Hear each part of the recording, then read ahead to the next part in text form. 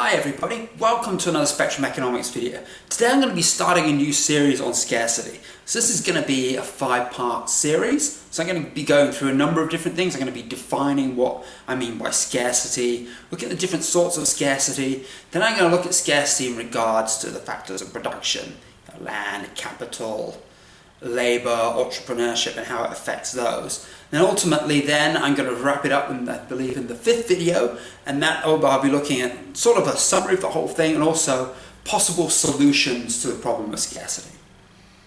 So scarcity is considered by economists as a fundamental problem that economists need to solve. Okay, so what is scarcity? Scarcity is basically when you have too many people chasing too few goods. In other words, not everybody can satisfy their needs and wants. So therefore people then would need to compete with each other in order to acquire certain things in order to meet their needs and wants. So I've got a very basic example in this first part. So what I'm going to be doing is got 3 individuals here. Some might be familiar with these cartoony characters. So we got Fred Flintstone with his banana. We got some random caveman, I think we're going to call him Clonk. We got IR Baboon from the TV series I Am Weasel. And we got Patrick Star from the TV series SpongeBob SquarePants. So all these guys here, imagine we've got a society of just these 4 fellas. And Fred Flintstone has a banana. Okay, and he doesn't need the banana, he's satisfied. Let's say he's had enough food of whatever, that sort of food that he lives on.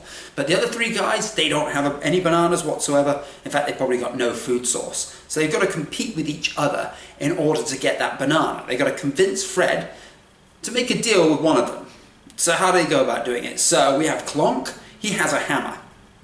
Useful, donk donk donk. Fred might want to, upgrade his hut. He use a hammer, a tool to help him do that a little bit easier.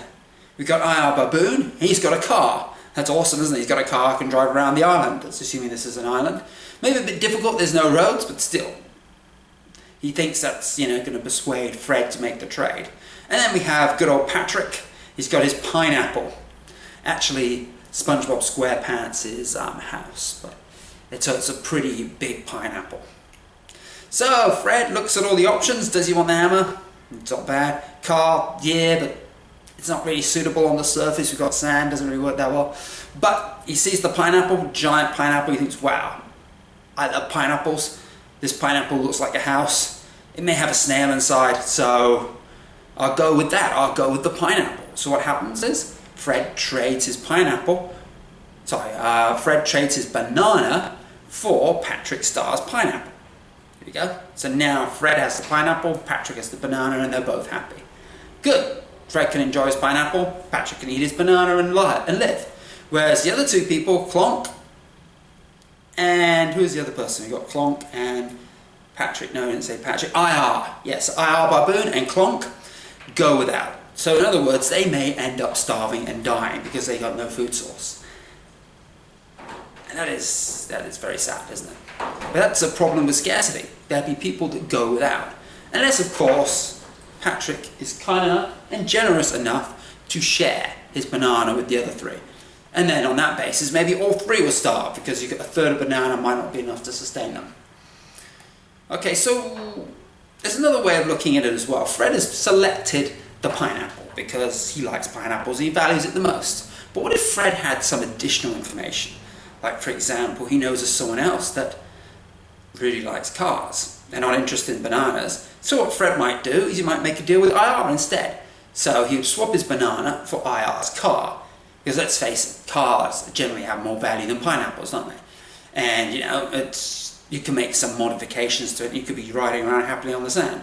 So what he does now is he exchanges his banana for IR's car. So now IR gets the banana, and unfortunately Patrick and Clonk lose out, so potentially they starve.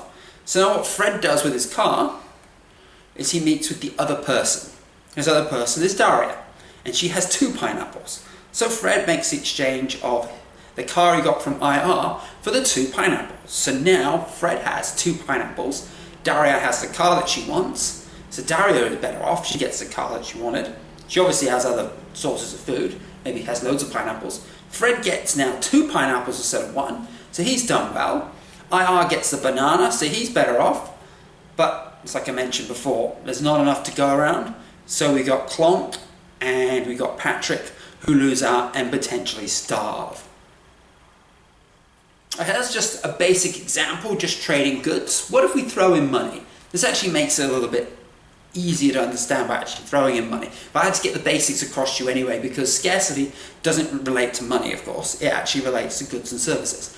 But let's say we throw in money, and you know, with money, you can buy things with money. So what is money, first of all? You're probably thinking, oh, I've got money. I've actually got nothing in my hand, but imagine I got a $50 note. That's what many people call money. Not necessarily. So what is money? It has to be durable, so you can't just destroy it.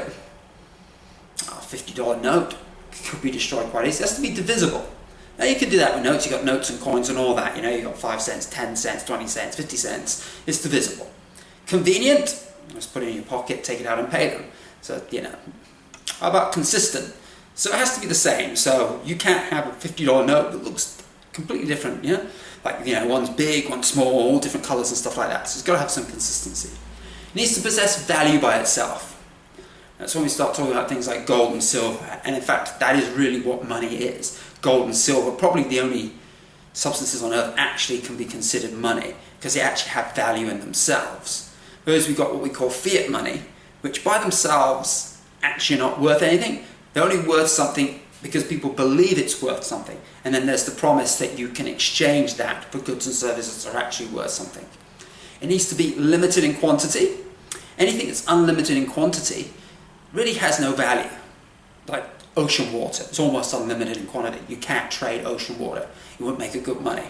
It also needs to be universally accepted. So people have to really recognize that what you're trading in is in fact money. Like you may have something, let's say a gold alternative, it's just exactly like gold. Let's call it green. So you have lots of this green, it's all great, it's exactly like gold. But if nobody recognizes it, it's not universally acceptable. Therefore you can't call it money. So in other words, really, you only have gold and silver that actually meets the criteria. And we've got about 7 criteria. Actually only gold and silver meet that. Our fiat money doesn't, simply because it doesn't possess money in itself. In a sense, it's not necessarily durable either, but the possessing value in itself is the biggest problem when we talk about fiat money. Okay, so now let's apply this to our island scenario. So you go back to Clonk, IR Baboon, and Patrick Star, and Fred and his banana. So now they value the banana differently.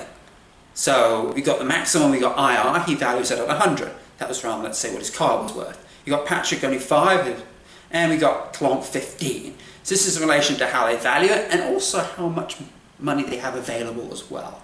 You can't pay $100 for something if you don't have $100. So on this basis, IR Baboon should be the one that ends up buying the banana. So he would pay somewhere between $15 and $100. That again depending on how much information Fred knows about IR and how much IR knows about Fred. But in other words, Clonk would not pay more than $15 and Patrick would pay more than 5. Whereas IR would pay more than 15, but he wouldn't pay more than 100, so it wouldn't sell for more than 100. But in all likely circumstances, IR is going to end up with the banana. And probably paying somewhere between definitely paying somewhere between $15 and $100. Alright, so it's starting to come towards the end of the basic explanation of what I mean by scarcity and how it shows up, but does it actually exist in the real world? Economists will argue that it does. But that's what we're going to be looking at in some of the other videos. And I'm going to explain how scarcity exists in one form or another, also how it can be avoided, or in some cases how scarcity is actually contrived, it's actually generated. And there is benefit to certain individuals for creating scarcity. Some individuals are better off when scarcity exists. Vast majority of people are far worse when scarcity exists, but there are a few that actually benefit. And I'll explain exactly how that works later on. So again, that takes me to the end of part 1. I hope you enjoyed the video so far. I've got another 4 more parts to go. But if you like this, remember to click the like button.